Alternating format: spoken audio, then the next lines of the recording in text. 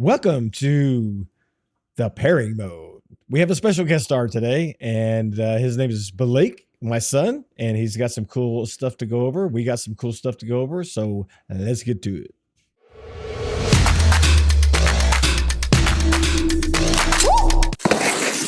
Well, first of all, welcome, Blake. How are you doing? It's been a while. Yep, doing fantastic.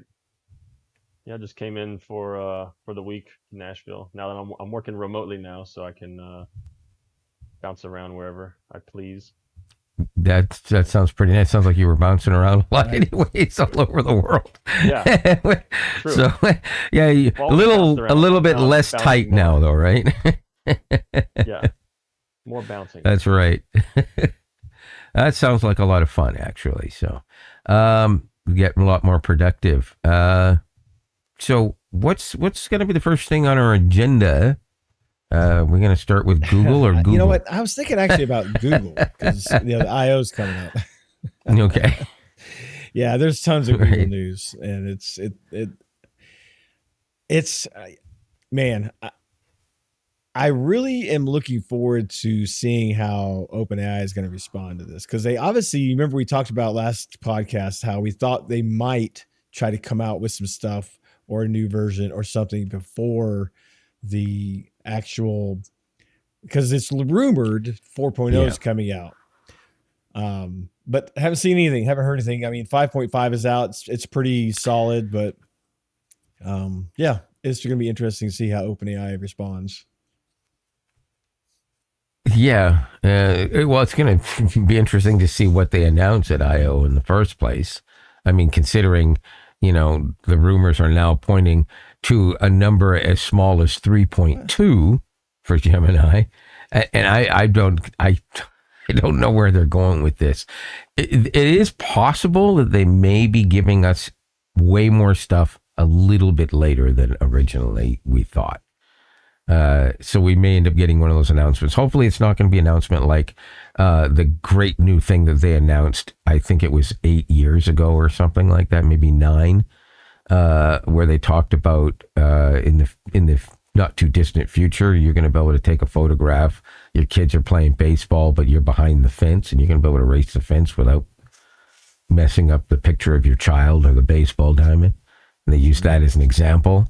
And of course, we never saw that until 3 years ago, I want to say. Magic Eraser. And it wasn't even good until 2.5 years ago, whatever.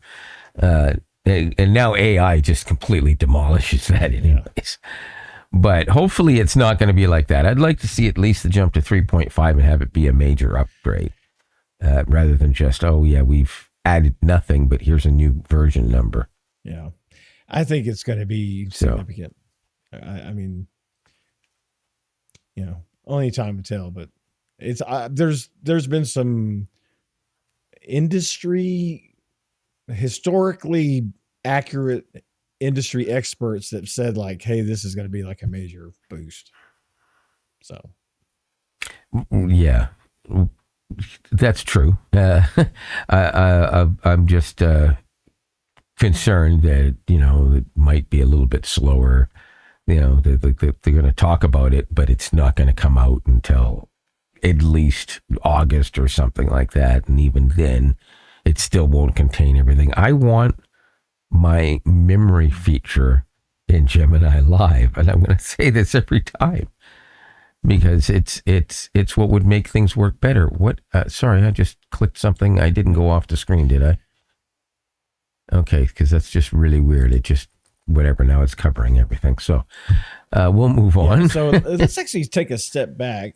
And I think you have a little more information about this than I do about the Android show and some of the features in that. They have some really cool things that look like it's coming out. Some, like little AI features that can actually be pretty, right, beneficial. You gonna talk to us about that? Well, sorry. I'm distracted because I have my secondary camera feed over here, and it's completely 100% blocked now. There, it's gone finally. There's always, listen, you got to understand, there's always something happens. It doesn't go to plan every time or ever. So, you know what? Let's actually shift this a little bit. Blake, how do you treat AI? How is AI to you? Is it something you don't care about, something that you roll with just because it's there, or something that you can actually use in your day-to-day life? I use it a lot. Yeah, I use it a lot to basically increase productivity for my personal job. And then also, I'm building an app right now. So we're obviously using Codex 5.5, using Opus 4.7 from Anthropic. Nice. We started using tools like Lovable and a lot of tools that Robert's using, my dad, like Emergent or basically like front to back end app building tools. But day to day, yeah, I mean, I use it big time to supplement my productivity for whatever I'm doing.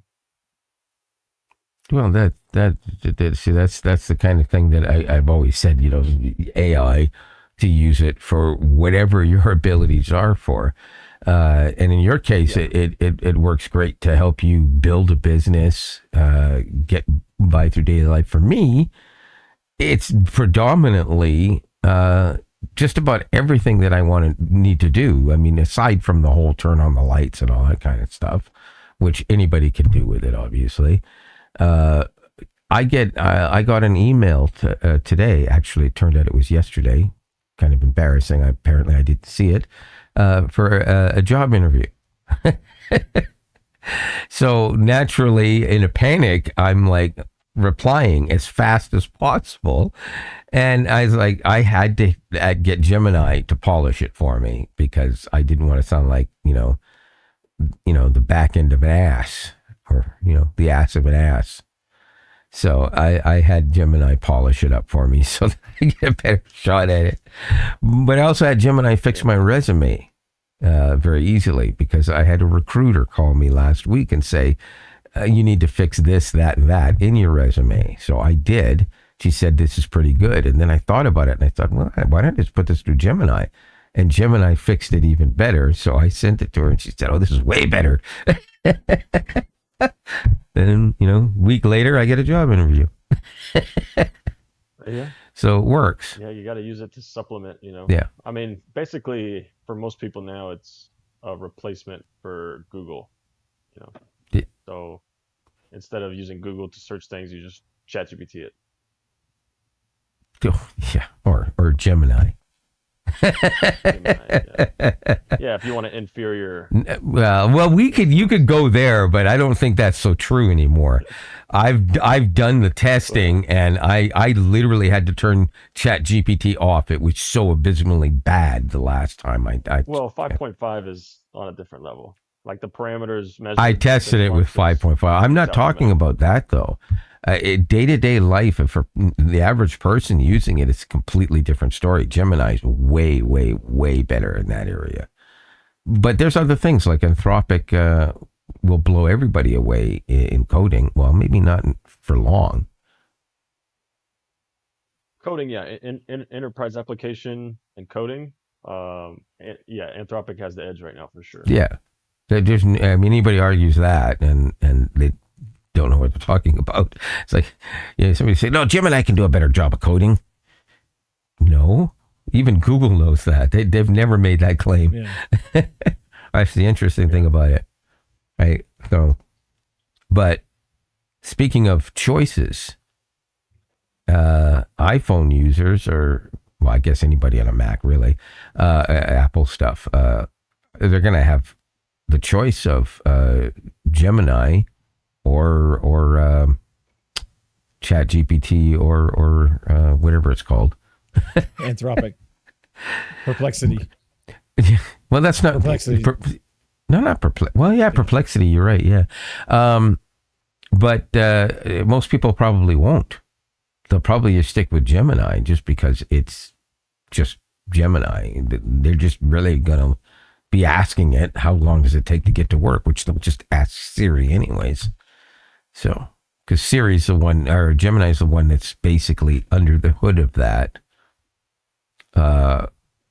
running all the stuff that Siri can do with the phone and everything. It's the agentic brains, the meat and potatoes, if you will, of the system.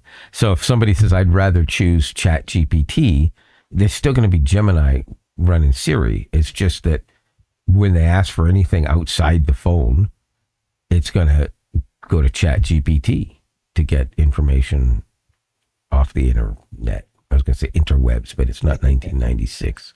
I still call it that sometimes. Yeah. Surfing on the internet. Sorry. If you know, you know. I do not know. Okay. Yeah. You got to look that up on YouTube then. Internet tutorial, surfing on the internet. Go ahead, look it up later. Bunch of stupid stuff. Yeah, because they figured nobody knew how to use the internet, so they had a family. I'm doing this, and everyone can see me doing it, but you guys can't because the aspect ratio here. But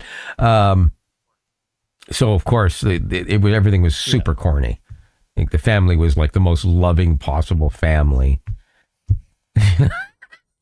which is fine. But brothers and sisters who pretend to rib each other. Yeah, it's ridiculous. Yeah. Well, I think once I/O happens and we really know what they're going to say, it's going to get interesting after that. Yeah, I know obviously Blake is big ChatGPT proponent. He uses it a little bit different than we do. I still think that Google has the edge just because of their sheer volume of data and integration they have with all the different devices. And they're now coming out with this Gemini intelligence as part of this whole upgrade, which almost forgot. They're coming out with a new Chromebook, but it's not Chromebook. It's called Google Book. But that's right. That thing looks amazing. But it's Android based, and you can run native Android apps on it. Yeah. So that's.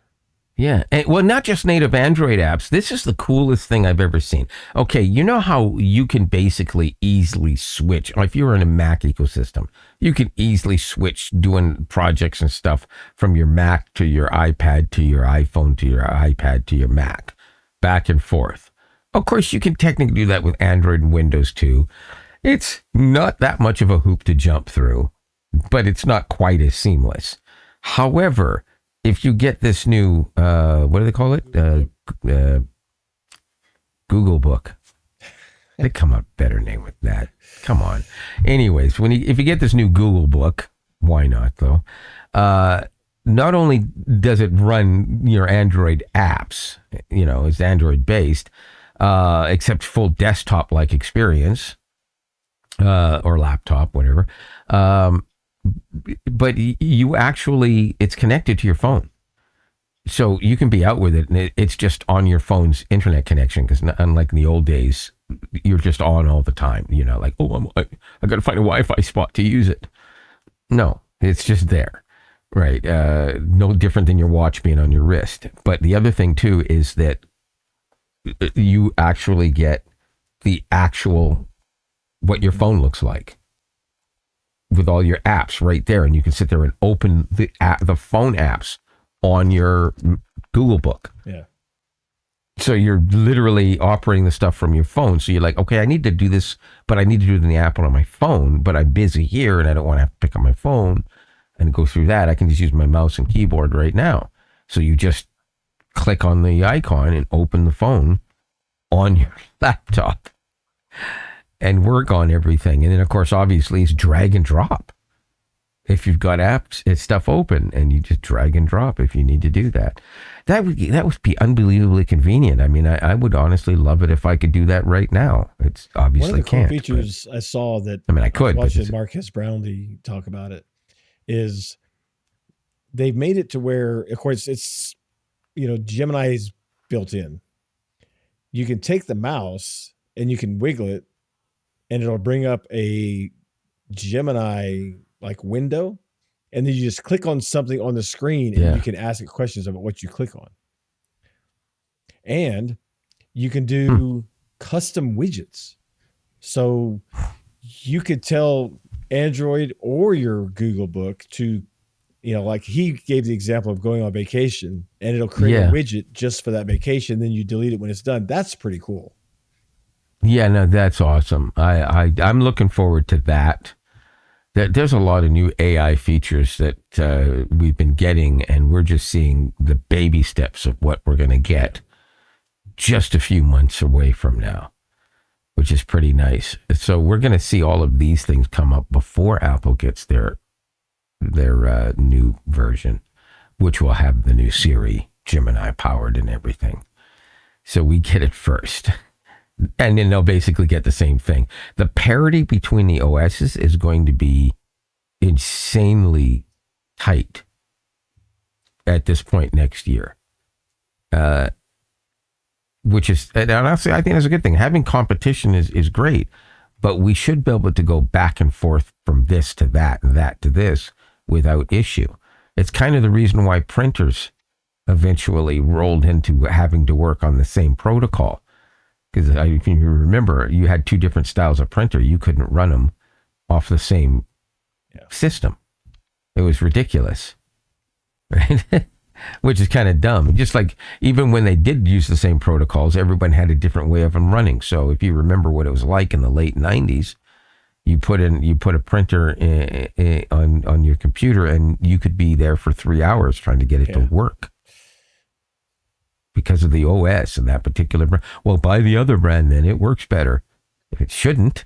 But that's the way it was. So finally we're getting there with other devices where that parity is better. Well, and I'm starting to dig in a little bit with learning more and using better these agentic agents. Blake and I, the other night, I have a server I brought from work. They were going to get rid of it. And I put Linux Ubuntu on it, loaded OpenClaw.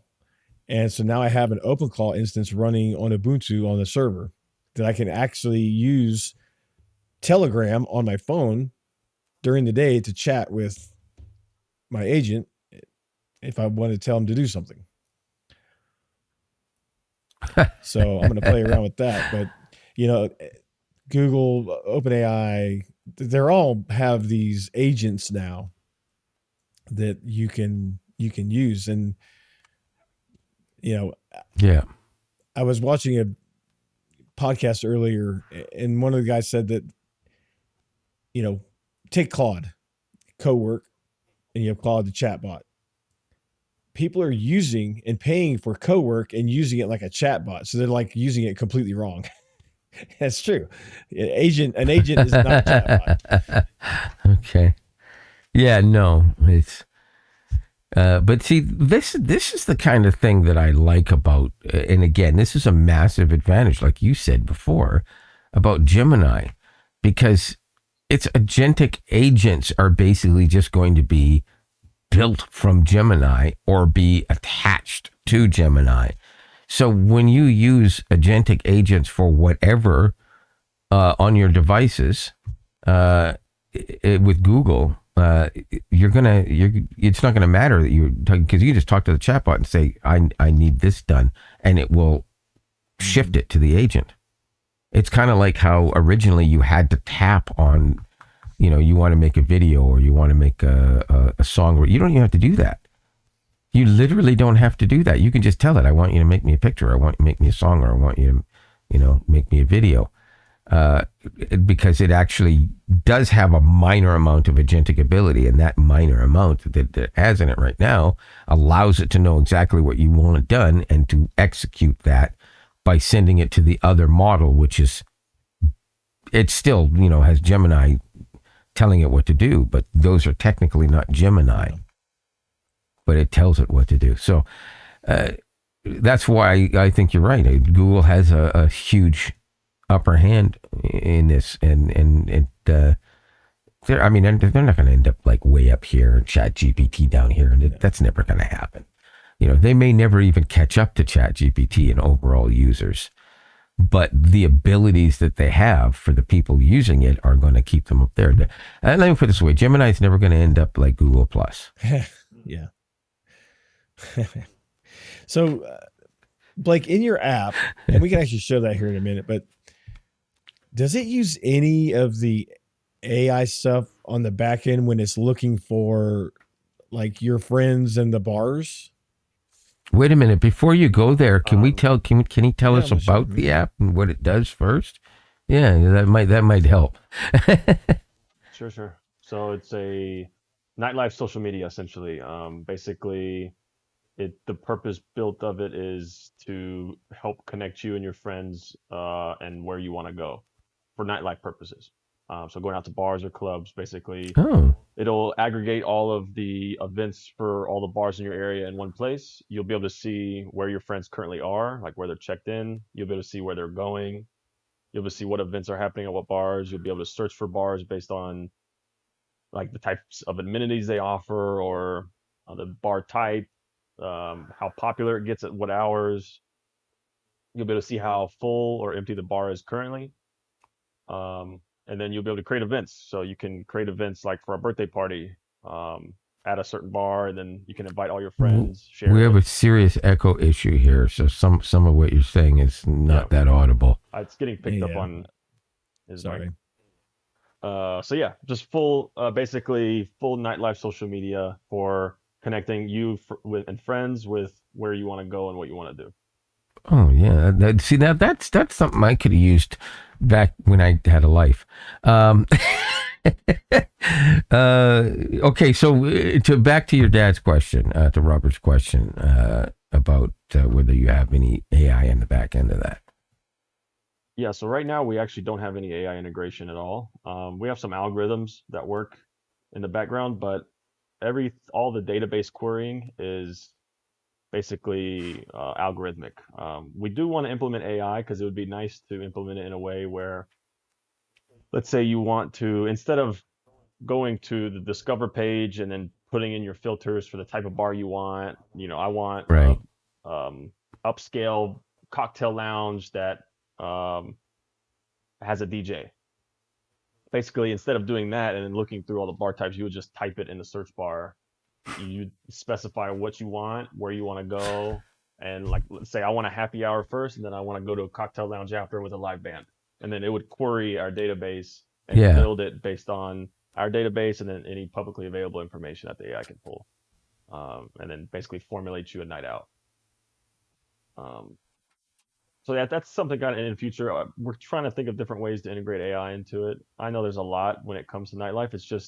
It's a very database heavy application, so we have to curate our own bar database with all the information, the descriptions of the bars, whether they offer food, whether they're outdoor seating, or it's a upscale or chill or party, all these like tags that we use. So once we get a good database of that, I think we'll be able to integrate in some type of AI to help curate night outs and formulate plans and recommend you places a little bit better. So how does this work across multiple locations? Is this local or so right now we're launching in San Antonio. It will be basically, our hope is that we'll be able to scale it to all major cities. Okay. So it's going to be based on your location. So when you sign up for the app, you put your location in. It gives it a 20-mile radius by default. It'll populate all the bars within 20 miles, and then you'll be able to filter through the bars that are in your area. Well, that's pretty cool. Yeah, and you can add your friends as in your app, so you can look at the app and see. We're kind of helping them do some beta testing on it, or checking it, on Android, and it's pretty cool.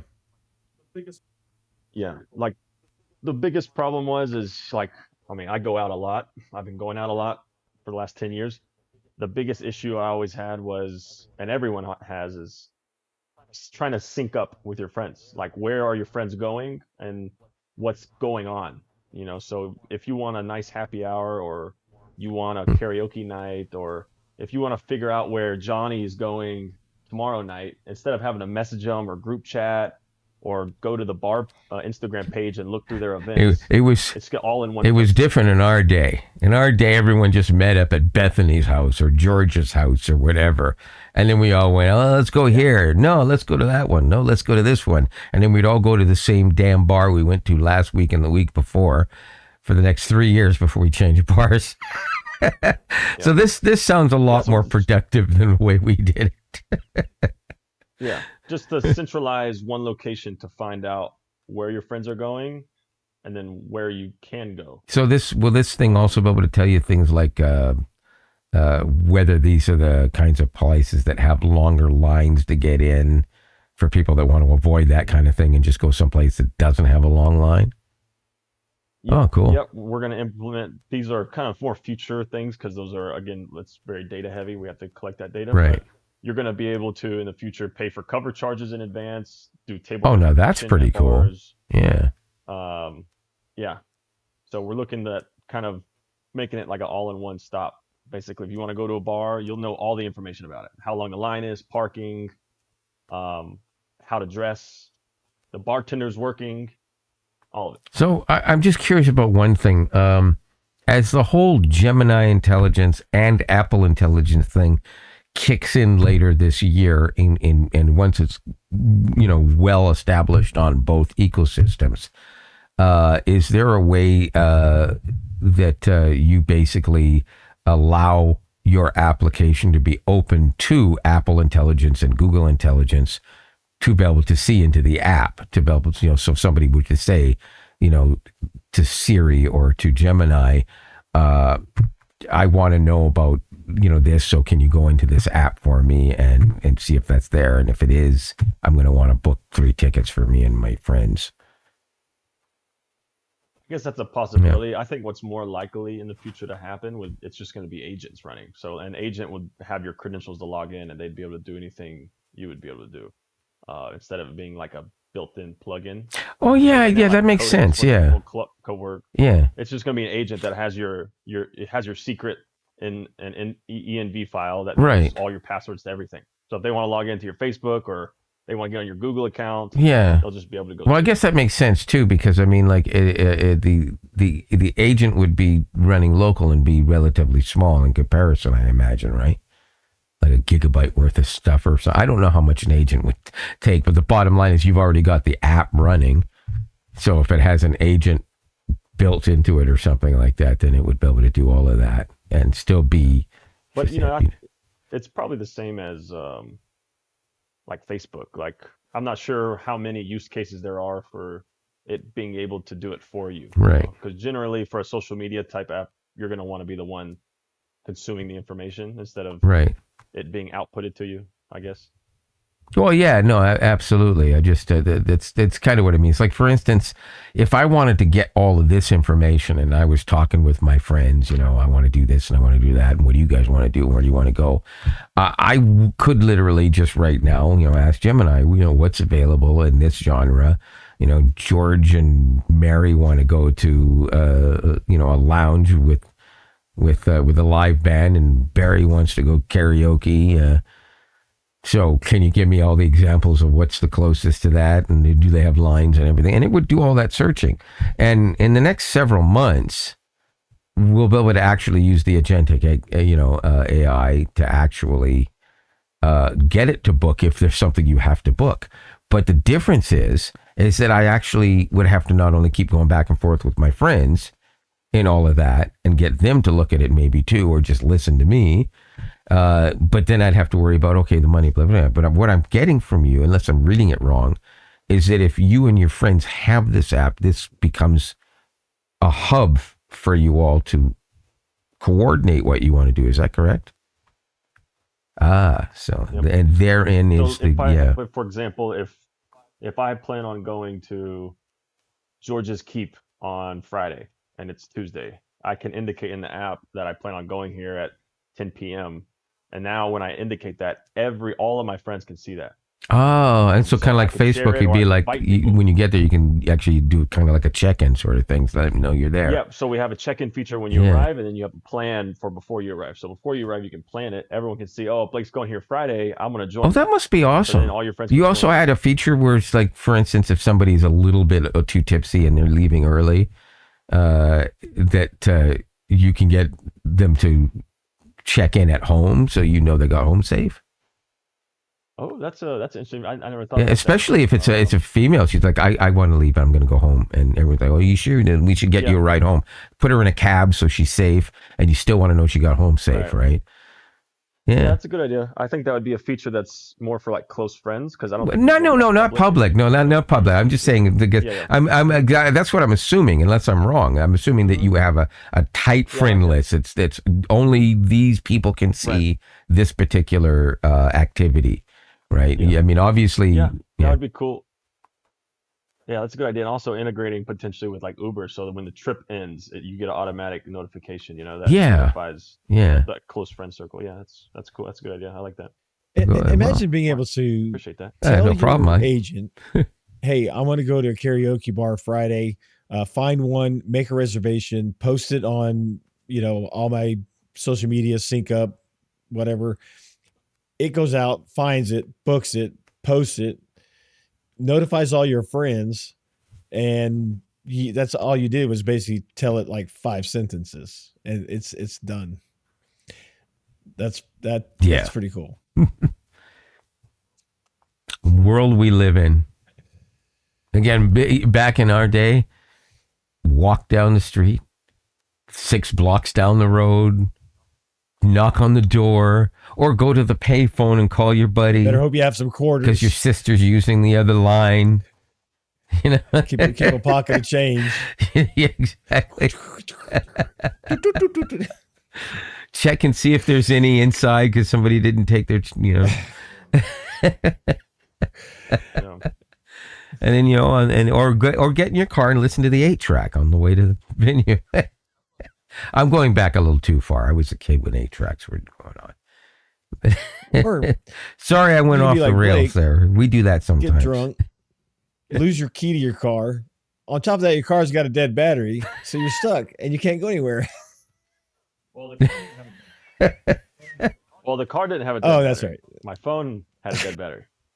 Yeah, but and I didn't have my key with me. But no, that's a terrible thing. But in our day, if you were out in the middle of nowhere and you were stuck, you didn't have any way to call anybody anyways. So you literally either stayed or you walked.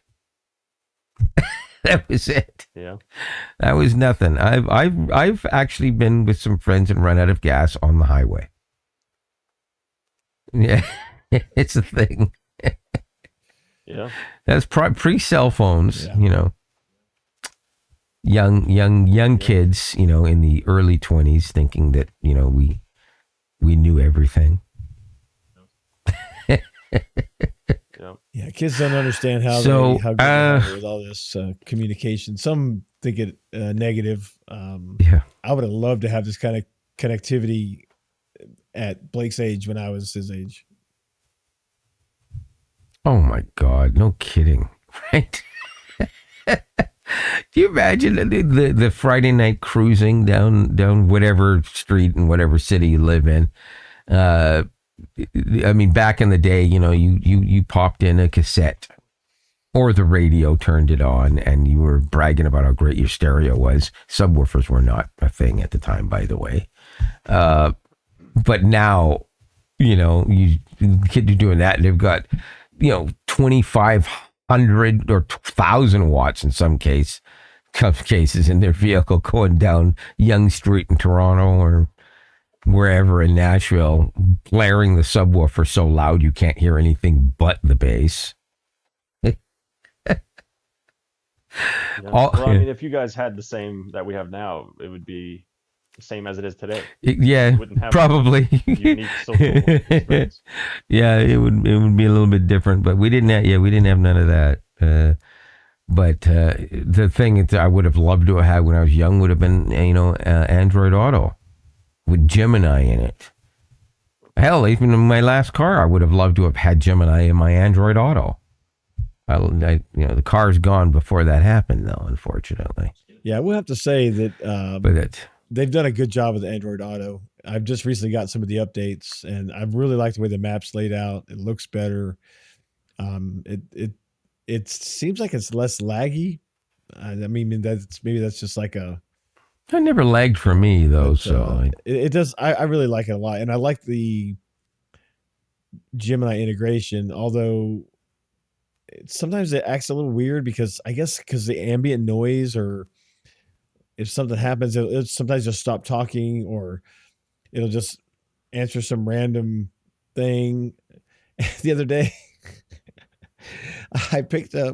I started my phone. I didn't go to Gemini, and I told, I was voice texting my wife, "Hey, beautiful, I'm on my way home." Blah blah blah. Well, Gemini thought I said, "Hey, Google." Uh-oh.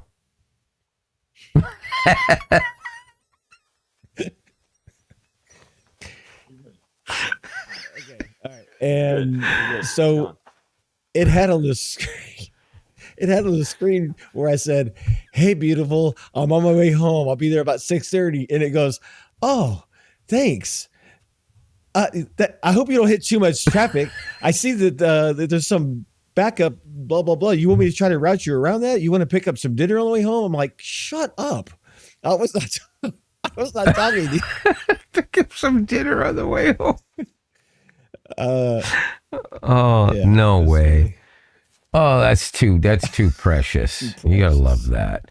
I called Gemini beautiful. I've had my TV hears me all the time now. And the reason that I leave the mic thing going with the TV is because it will show me the weather and other various things when I ask it. Inevitably, it's also supposed to show me pictures from Google Photos if I ask it, but we don't get that feature because we're not American here. He's very spicy. Are you hearing me, Google? About that. Yeah. I need to ask you, Blake. In your Tesla, do you have Grok built in? Don't you? Like you can just talk to Grok. Oh, that's right. I forgot about that. Yeah, it can control some features of the car. It controls the navigation. It can control like lights. It can control like some basic stuff. Yeah, it's pretty cool. But then, yeah, it's the full AI. You can talk to it. It has different modes. It has unhinged mode, which I'm sure you've seen. I thought they got rid of the unhinged. Did they leave it in the car? It's in the car. I actually tried using it the other day, and it wasn't as aggressive. Yeah. It was like a soft. It wasn't cussing. Well, you can't even do that in the app on the phone anymore. They took that out. Yeah. So. Yeah, they lightened it up. I don't know why. Well, probably because eventually people did. Like even I decided I didn't want to use it anymore because as funny as it is, it was way too over the top. Yeah. Well, you don't have to use it. No. You can just use it. Well, yeah, exactly. So you don't have to have it. But I kind of liked it though. I thought it was funny and it was interesting to talk to. We tried to do that on the podcast with it a couple of times, but we had to cut it off immediately. Because the things that it would say, something to do with, the wife of your father and what she would do with him, But that's what he would call you. Yeah, the derogatory language was, honestly, I've been in a ghetto and nobody talked that bad anywhere. It's too bad you couldn't make it to where, like, if you pulled up behind somebody that was going real slow, that you couldn't make Grok say, "Hey, asshole, get out of the way." Yeah. Unfortunately, you can't modify the horn when you're in motion. That's the regular horn. You can do it when you're sitting still. That would be. You can use the horn as a megaphone. Oh, really? And you can talk outside the car. Yeah. You're kidding. Yeah. Wow. I did not know that. That's So it has full conversation. Well, mode? I'm gonna have to go buy me a Tesla tomorrow. Anybody got $100,000? Oh, they're not that expensive. I'm in Canada. You want to retract that statement? It's still not that expensive. What makes you think I would want anything but the most? Well, I guess the Model I. Do they even make the Model I would want anymore? The famous one. Selling the S and the X, so now they only have the Y and the 3. Are you kidding? And the top tier Y is like 65,000. So. Well, so that's like 85,000 Canadian, at least, probably more.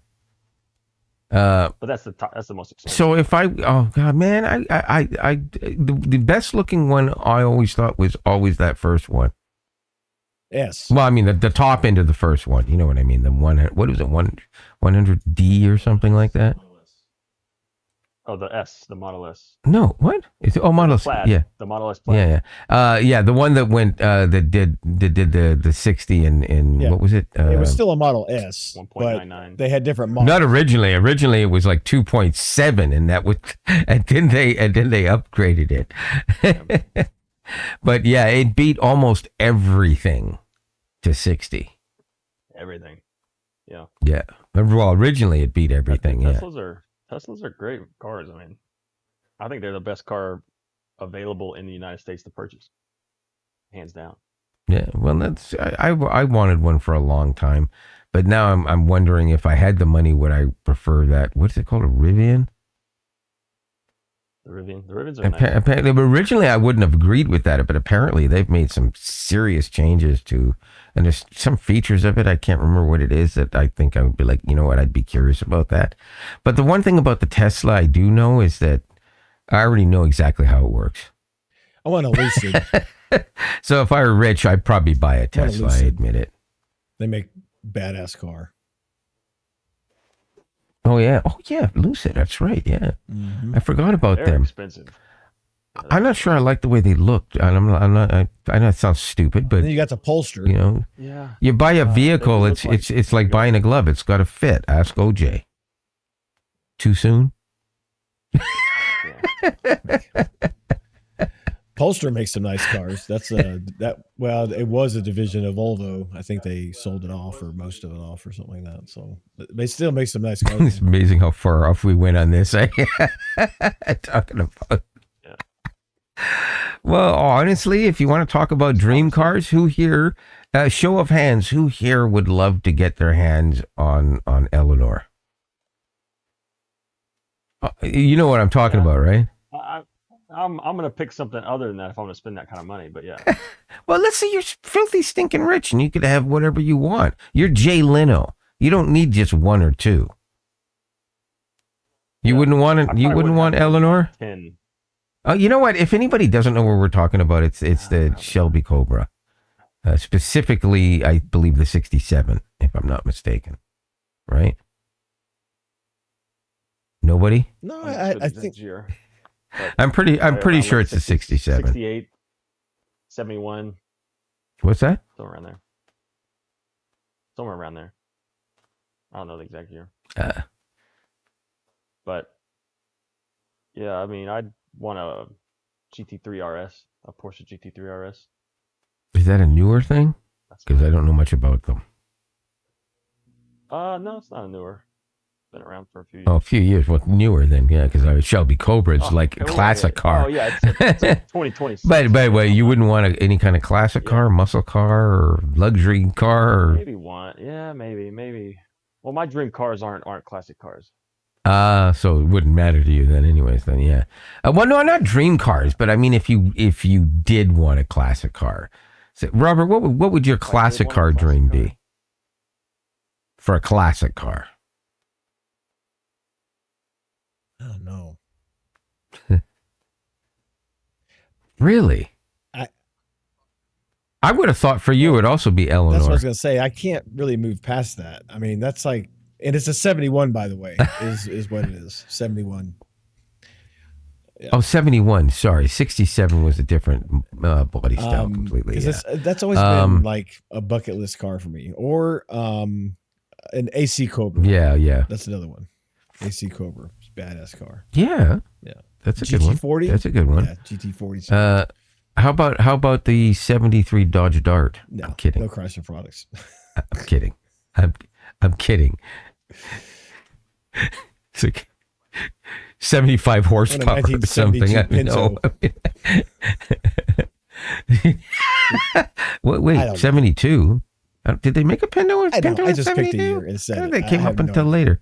All I know is an ugly ass car. All right. Well, no Pintos. How about a Bobcat? Some of those Bobcats were fast. I saw some people trick those things out. Yeah, right. It's still a Pinto. Yeah. It's Mercury instead of Ford. But you know what? In all honesty, though, nobody ever wrote a song about being crazy about a Ford. The Bobcat wasn't a Pinto, like a body style Pinto, was it? Mercury Bobcat was exactly the same body style and chassis and motor as I'm thinking of something different because Ford Mercury, a Mercury vehicle that was a two-door kind of sedan, but it wasn't a Bobcat. Anyways. No, I mean hatchbacks and station wagons is what they made in both cases. Hatchbacks and station wagons, or what they would call a fastback now, more than a hatchback, but because they had to make a cheaper hatchback and give it a cool name. Yeah, we're way off topic, and I think it's time to cut it off. Yeah, so I think after I.O., it's going to be an interesting podcast because I'm sure there's some really awesome stuff to talk about. Right now it's just rumor mills is all it is. Nobody really knows until the day of. So yeah, we're not 100% certain, and they gave away some of the farm at during the Android show a couple of days ago. Talked about Gemini a little bit more than we thought. Mind you, they kept it to Gemini within the being baked into Android feature, not the Gemini app itself. So they didn't talk about the actual model of Gemini. So in I.O., that's what we're going to get a lot of, is what they're going to talk about with I.O. and how much of agentic abilities we're going to get, if they're improving the memory feature, if we're going to get the memory feature in live. Okay, so that said, is there anything else we need to bring up here, or are we?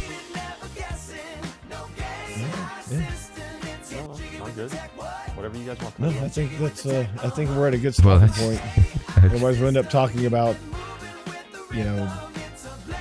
big wheels. Oh no, we'll just say it like this: I am Lionel, and I am in Toronto. I am Robert, with Blake in Nashville, Tennessee. See you next week. Peace.